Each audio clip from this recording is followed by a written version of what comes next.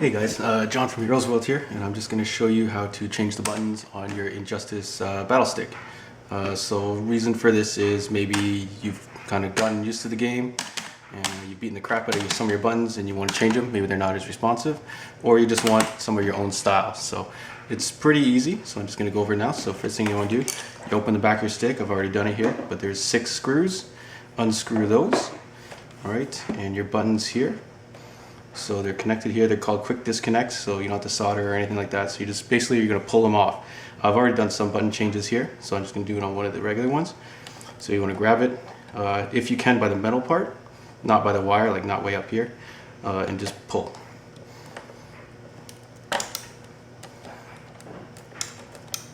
Right, so there's 2 connects in the button itself, and then there's this one here. This is the LED. So you just pull that out. Comes out pretty easy.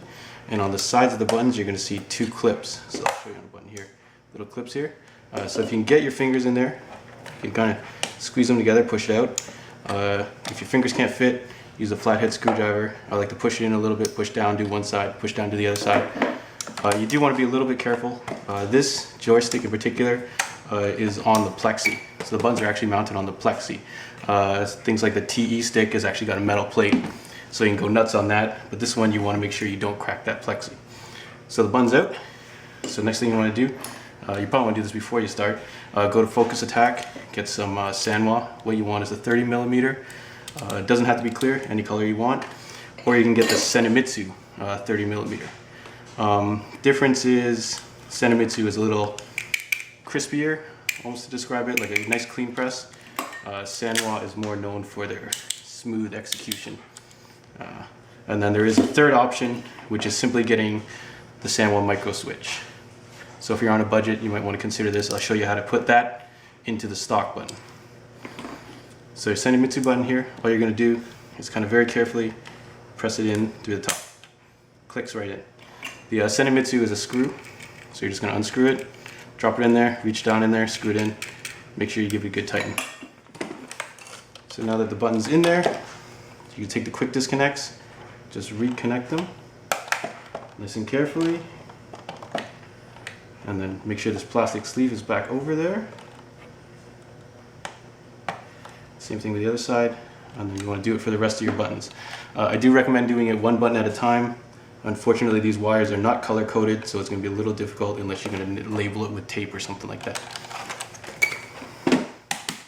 And that's the button. So you're going to do that 8 more times or 6, whatever you prefer. You can, if you're just playing Injustice, then you could probably just do these 3 buttons here, get the most worth out of your money.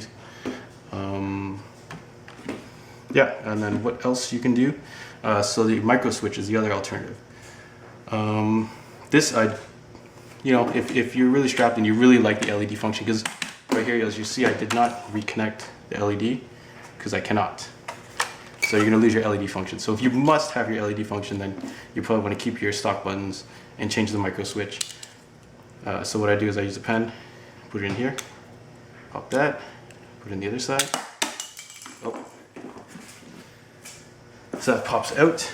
You are going to have to remove this LED PCB here.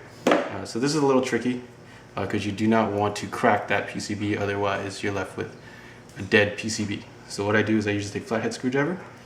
You're going to press a little bit down on this clip here, and you're also going to put force on the other side with your fingernail.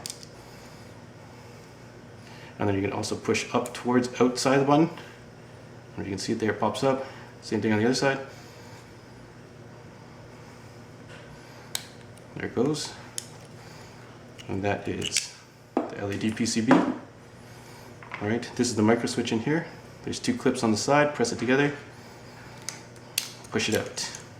And then take your Sanwa micro switch. You're going to drop that in.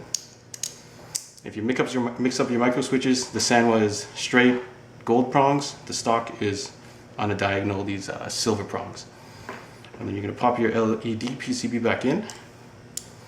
You want to be a little bit careful with this again, because you do not want to crack that PCB. So I'll take a flathead, I'm using my multi-tool here, and just kind of press it down gently. There, that is back together. And you pop this top piece back on. Alternatively, you can do some artwork modification here. Take that plunger out, put whatever design in there. And there you go. It's a little bit smoother. I wouldn't recommend that option. I would actually recommend switching to full out Sanwa. I do prefer Sanwas, kind of the industry standard right now. It's used in all the Mad Catz TEs. A lot of the arcades in Japan are using Sanwas. But this is nice if you want to keep the LED function, but you want a little bit better performance.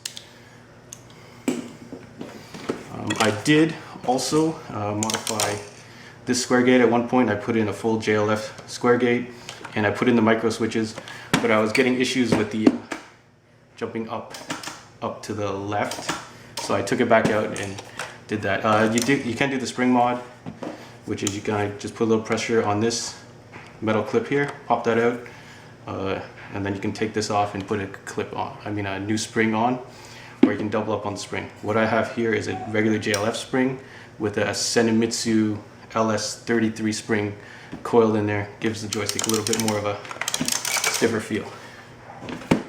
And that's pretty much it. So it's pretty easy.